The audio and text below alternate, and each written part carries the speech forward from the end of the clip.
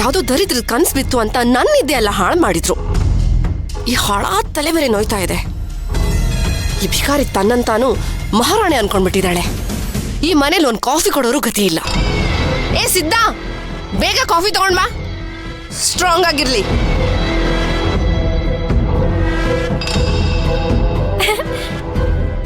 ಅಮ್ಮ, good morning. ಬಂದಿದ್ ವಿಷಯ ಹೇಳು. ಏನಾಯ್ತಮ್ಮ? ಹುಷಾರಿಲ್ವಾ? ಏನೋ ಡಲ್ ಆಗಿದ್ಯಾ?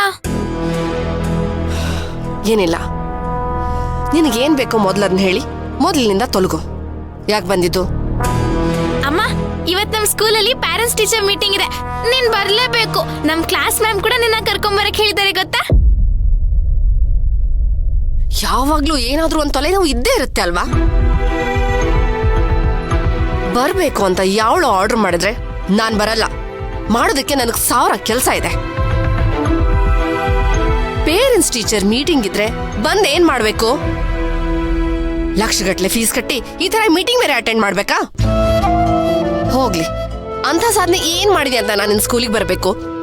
ಅಮ್ಮ, ಅದು ನಾನು ಈ ಸಲ ಕ್ಲಾಸ್ಗೆ ಫಸ್ಟ್ ಬಂದಿದ್ದೀನಿ, ಅದಕ್ಕೆ ಎಲ್ರ ಮುಂದೆ ಹಾನರ್ ಮಾಡ್ತಿದ್ದಾರೆ.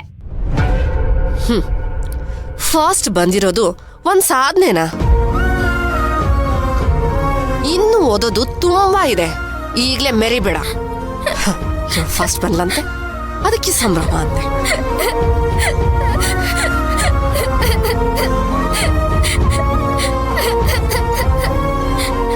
ಪಾಪ ಈ ಹುಡುಗಿ ಏನ್ ಮಾಡಿದ್ಲು ಅಂತ ಹೀಗೆ ರೇಗ್ತಿದಾರೆ.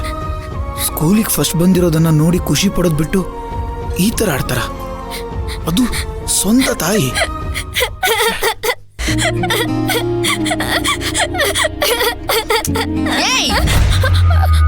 ಈಗ ಅಳ್ತಾ ಇರೋದು ಯಾಕೆ? ಮೊದಲೇ ನನ್ನ ತಲೆ ಸಿಡಿತಾ ಇದೆ.